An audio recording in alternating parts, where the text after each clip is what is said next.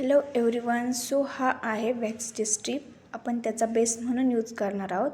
इथे हे जिप्सीचे बंच असे छोटे छोटे बंच आपण तयार करून घेणार आहोत. त्यानंतर हे तगरचे फ्लावर्स आपण त्याची छोटी छोटी दांडी साईडने कट करून घेऊ. आणि हा आहे जिप्सीचा आपण बेस तयार करून घेतलेला आहे.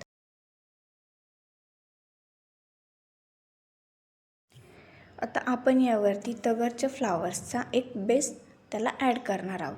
सो ग्लू गनच्या हेल्पने आपण एक एक दोन दोन करून तगरचे जे फ्लावर्स आहे ते आपण वॅक्सच्या स्ट्रीपवर स्टिक करणार आहोत. पूर्ण जेवढा सर्कल आहे त्याला पूर्ण साईडने हे तगरचे फ्लावर्स येणार आहेत आणि त्यावरती अजून एक तगरच्या फ्लावर्सचा बेस असणार आहे त्याच्यावरती. आता इथे हे फ्लावर निघतं आहे.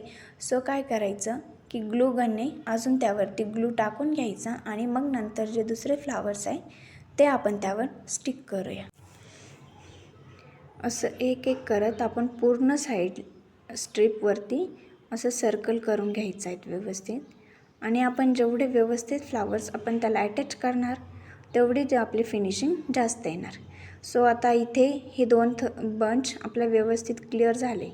त्यावरती आपण एक थर्माकोलचा रेड कलरचा हा जो बलून आहे तो स्टिक केला आहे. आता इथे आपण स्टोन पण यूज करू शकतो. म्हणजे बेबी शॉवरच्या साडीवर ग्रीन साडी असेल तर आपण तिथे ग्रीन स्टोनसुद्धा लावू शकतो.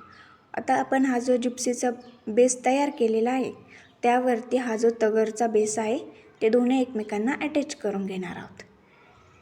हे आपण व्यवस्थित असे अटॅच केले. तर यानंतर आपण पुढची प्रोसेस काय करणार आहोत की साईडचे जे दोन लाईनिंग आहे माळा त्या तयार करणार.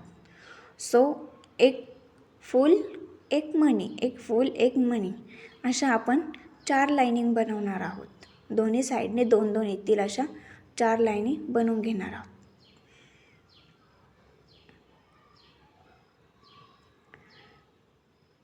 हे बघा असं या 4 लाईनी व्यवस्थित मेजरमेंट करून घेऊन आणि इथे असा हा बेस आपण त्याला अटॅच करणार आहोत. सो आता आपण त्यावरती ग्लू टाकूया आणि व्यवस्थित अटॅच करून घ्या.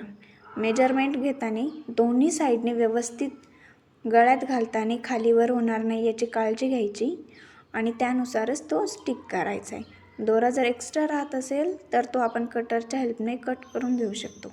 सो आता ग्लू गनच्या हेल्पने आपण ते स्टिक करणार आहोत.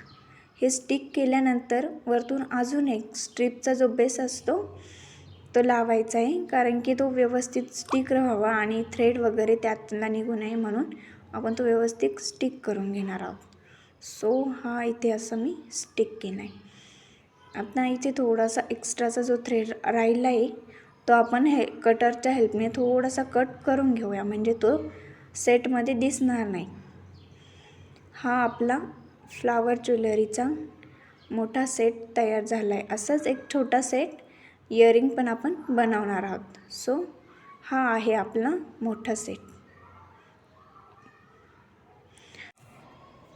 हा सेट आपण हळदी आणि बेबी शॉवर असे दोन्हींसाठीही यूज करू शकतो.